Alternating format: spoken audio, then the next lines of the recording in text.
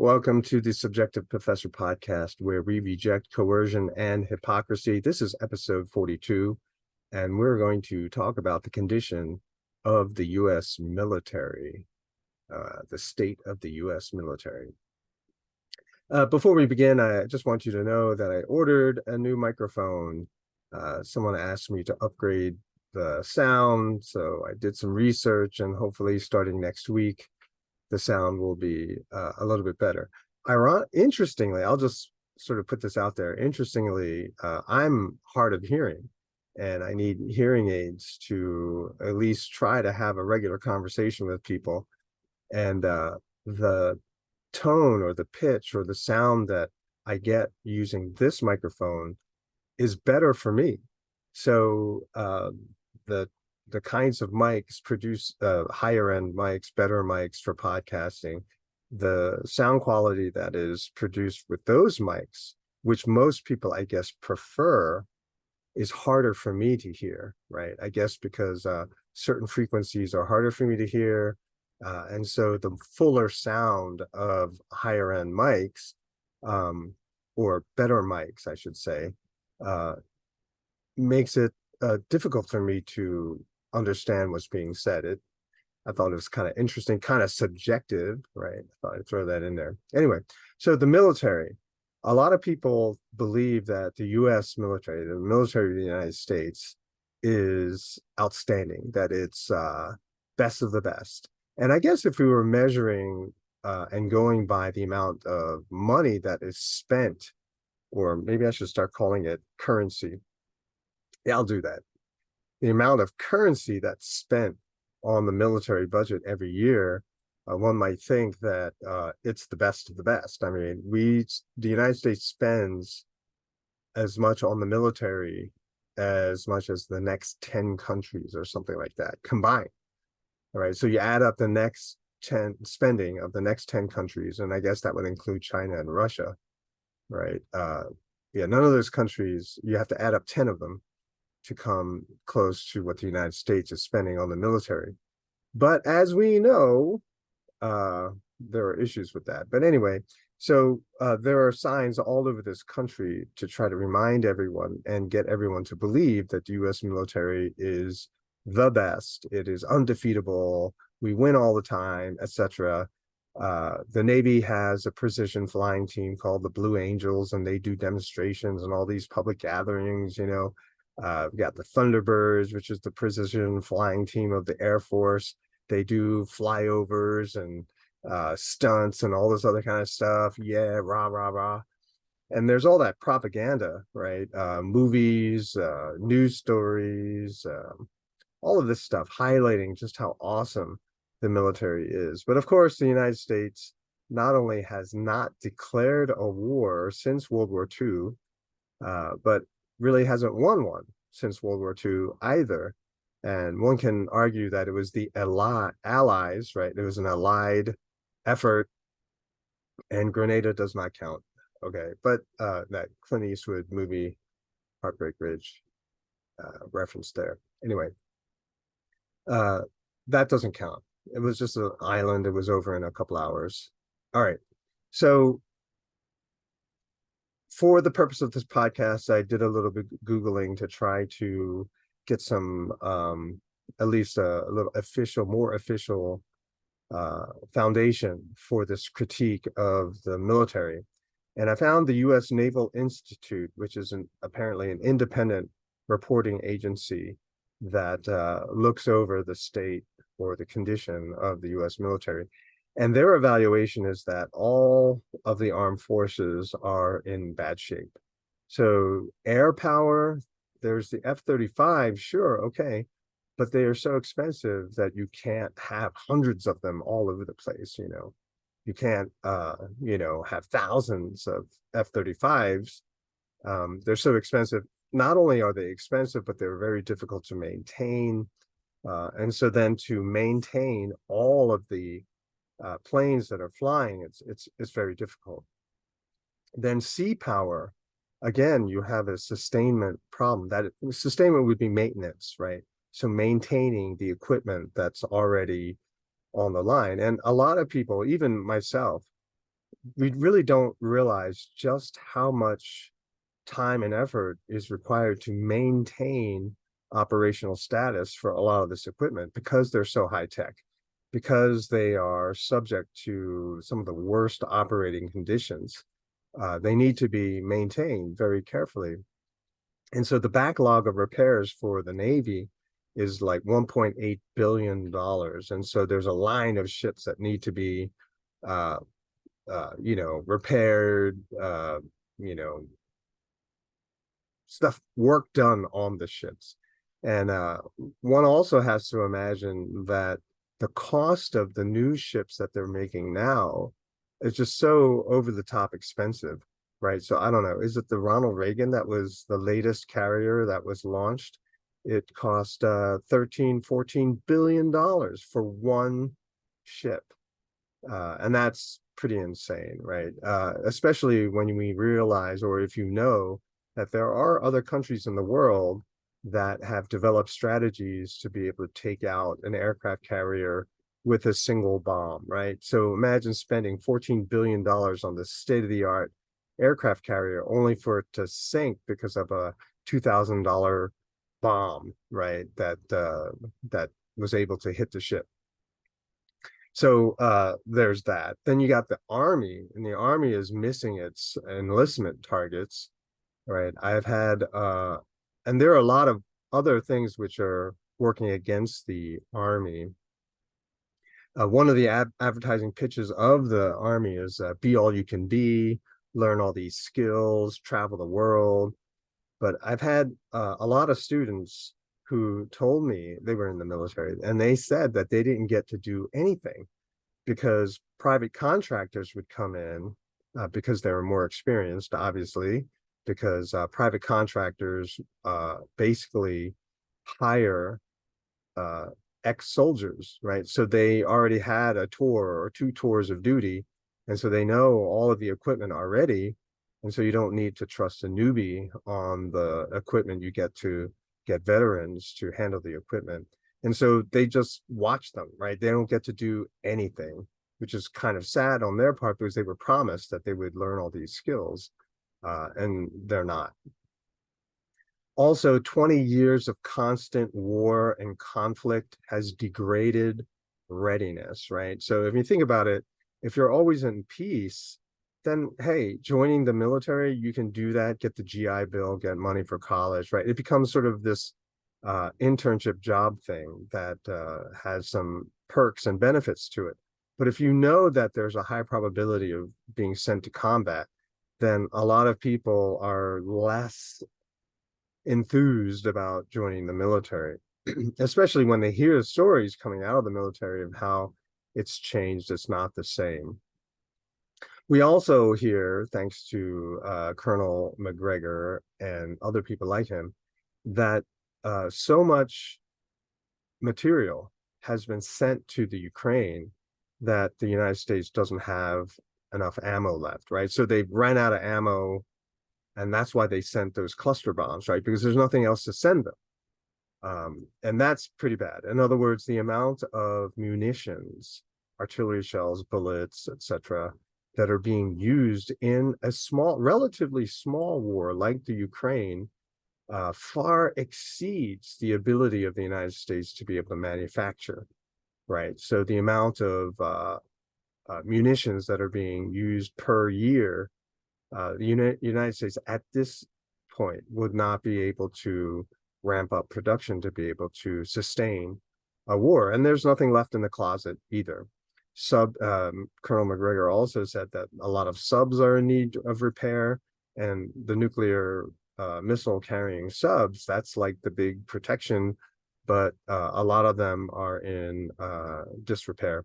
Also, the military for a very long time had an over the horizon strategy, right? So you don't even see the enemy, you just throw a lot of missiles and they take out what you need to have taken out. And so you never have to ever really have a face-to-face confrontation with the enemy. However, the Taliban is not Russia, right? And so the United States has not been up against a peer enemy, peer opponent in quite some time. And so you might say, well, we're not fighting Russia right now. Oh, yeah, okay. But the United States trained the Ukrainian army with basically US tactics. And how'd they do? I don't know. I don't think they did very well at all. If you are only accustomed to seeing the propaganda videos that the media or the government allows you to see, then you might think, oh, yeah, the Ukrainians are kicking the Russians' butts. But no, if you go onto Twitter, and I know one person that occasionally I'll see some videos, Lord Bebo, Bebo. He uploads a lot of videos nowadays, basically showing what U.S. media will not show, right? And that's Bradleys and Leopard tanks getting blown up. So McGregor was asked, Colonel McGregor was asked, why do certain politicians keep pushing Ukraine for more war? And he says, make sure you look at their donors, who is funding their political campaigns, and they can say anything they want because they know that they themselves will never have to go over there and fight. I'm not military. I have never been in the military. I always wanted to be in the military. And for that reason, I basically threw myself into that stuff. But I have a vivid imagination, and I pretty much know that war sucks. I mean, I don't think you really need to have to go through it to know that you don't want to be there, right? It's only this sort of idealistic fantasy that would, or you just love that kind of stuff, right? You're a sociopath. Well, then otherwise, most normal people would not really want any of that. Interesting, the Wall Street Journal today, this is, I'm recording this on Monday, the 24th. The Wall Street Journal came out today with an article, and other places as well, showing that they knew that the Ukrainians would lose. They would not really be able to make a lot of progress in this so-called awesome spring offensive. Look, if you're telling your enemy when you're going to launch a counteroffensive, it's going to fail, right? You, you don't tell your opponent, hey, I'm going to hit you now. I'm going to hit you. Are you ready? Are you ready? Okay, here it comes. Yeah, it's not going to work. And so basically, the United States urged all these people to go slaughter themselves. It's ridiculous. And I think I'm trying to keep it clean, but I have choice thoughts for the people who support that kind of mindless, senseless, pointless, no benefit kind of operation. It's just inhuman, really. Also, we have to consider that there are weird things happening in the military. Colonel McGregor mentioned that in World War II, there was like four-star generals or something like that. Now there's 44. And so you have a lot of politicking. And as a result of all the politicking, nothing ever really gets done. Everyone's fighting over money, not over quality, what really needs to be done, et cetera, et cetera. We also see a change in the attitudes in the military, lowering of physical standards, especially because of women. And before you go all crazy about, oh, he's a sexist. No, look, I know a lot of women who can easily kick the butt of a lot of men. But does it mean that all women are suited for combat? I don't think so. I think that everyone should be evaluated for their individual gifts. If someone is great for combat, then they should go to combat. But everyone knows that most women are better suited for flying than men just because of the way the body shapes are. And the, what is it, the nature of flying and pulling a lot of G force, right? Women are better, right? But then, you know, there's this weird thing about women in certain positions in the military. I think women can be, certain men would be better as radio operators, you know, or radar operators, whatever. So you don't have to change the standards in order for people to be a part of the military. You just have to train people according to their job.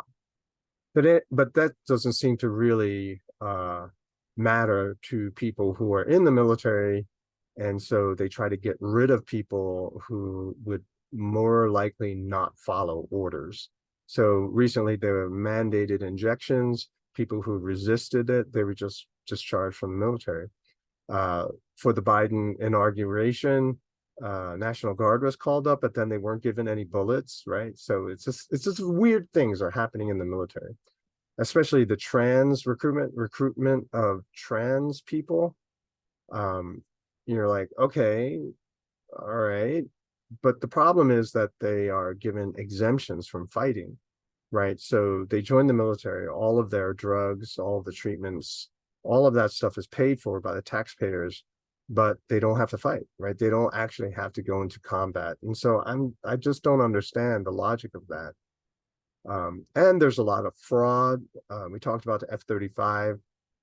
It was so many years in development. It was so there were cost overruns. It was I think at one point it was like $1.5 trillion was spent on the plane and still wasn't operational. Um, what makes it more complicated is that it's vertical takeoff, sort of like the old British Harrier, but it's updated. I know that the Harrier, if it took off vertically, you could not it couldn't hold a full payload because it was too heavy. But for the F-35, because of the vertical takeoff system, it requires special runways. And so any place where the F-35 is going to operate, it must have new runways. Very expensive because it has to be heat resistant runways. And so basically the military is a series of monopolies all fighting against each other. And monopolistic practices mean no accounting. And so that's why the Pentagon is never audited. No one knows where all this money is going. It is highly likely that a lot of it is going into the pockets of a lot of contractors. But okay, that's pretty bad. But why are we talking about this? Look, the United States does not have to get involved in all of these wars, right? No one understands all the history of I don't, between Ukraine and Russia, but it is far more complicated than people will allow themselves to learn. US should not get involved. That history is just so, you can't separate justice from the emotions that are running so high there. You let them figure it out themselves. So the United States should always be neutral unless we are being attacked. And so instead, from the position of neutrality, should always try to push for peace. One thing that this was a few years ago, and I would ask people, did anyone wake up this morning, when we were still in Afghanistan and Iraq? I said, did anyone wake up this morning and have a desire to kill someone from Iraq? Anyone? No one has ever said that they woke up with that thought. But some people, maybe many people in America did. They want to kill people in these other countries, and it could be in the current countries that are in conflict now. And so they try to convince us, make us see through their subjectivity that we want to kill them too. And I don't know. I never met Putin. I never met Zelensky. But, why should I care? I have more important things to worry about, like how am I going to feed my family? Right. And so it's the government's job to convince us that we should give up our lives, our wealth to follow their agenda for their benefit. Right. Remember, in Afghanistan, America was winning for 20 years and then we weren't. And then a lot of people don't stop talking about all of the people that were left behind in Afghanistan that cooperated with the United States, right? Who outed themselves as collaborators. And so when the US left, they all became victims and no one cared. It's just a few people, you see some people who went back and tried to rescue them, but without the support of the US government. That's just, so the US talks a lot. A lot of people in the US, they talk a lot. And I'm not talking about those people who, are trying to do the right thing. I'm not talking about those people. I'm talking about the people who talk a lot of crap but have nothing to show for it except lots of bodies, lots of hate, lots of waste. I mean, there could have been peace. The benefit of peace is that, number one, less pollution. So any of you climate change fanatics are out there. The biggest polluter in the world is the US government. And the military is the biggest polluting activity. War pollutes more than anything else. War only destroys. It only destroys. And all the money that's spent building things to destroy other things, I mean, that doesn't benefit anybody, right? I can imagine losing people in a war, right? Loving people and then having to see them go to war. Like I have 4 boys. I don't want to see any of them die because some politician managed to convince a lot of people in America that this is our fight. No, I don't believe that.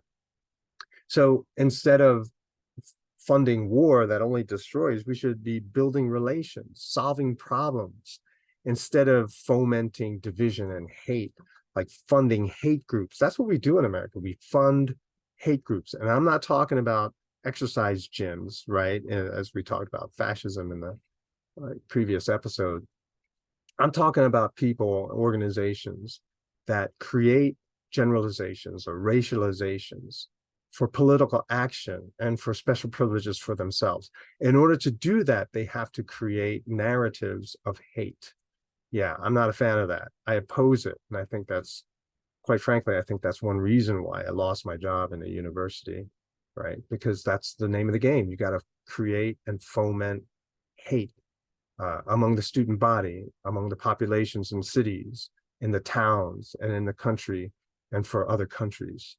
You know, Sun Tzu, we talked about Art of War. I did an episode of Memorial Day, and I talked about Sun Tzu, and he said, one of the greatest leaders, right, a person of supreme excellence, these are people who keep the peace with such ease and with such finesse that no one notices that there could have been a war.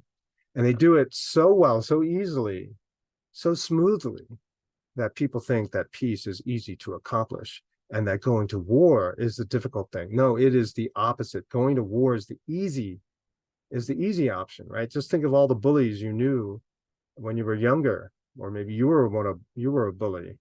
But violence is the easy option, right? Because it requires no mental skill at all. It's just physical brute strength. And so it's the intelligence and the knowledge to keep the peace, which is always much more difficult. And it's a challenge to understand and try to maintain. So I'm going to be in Herndon, Virginia in September 2 for the Ron Paul Institute one-day seminar conference, Which Way America? And it's that, you know, it's all about peace. So how do we do things to promote peace?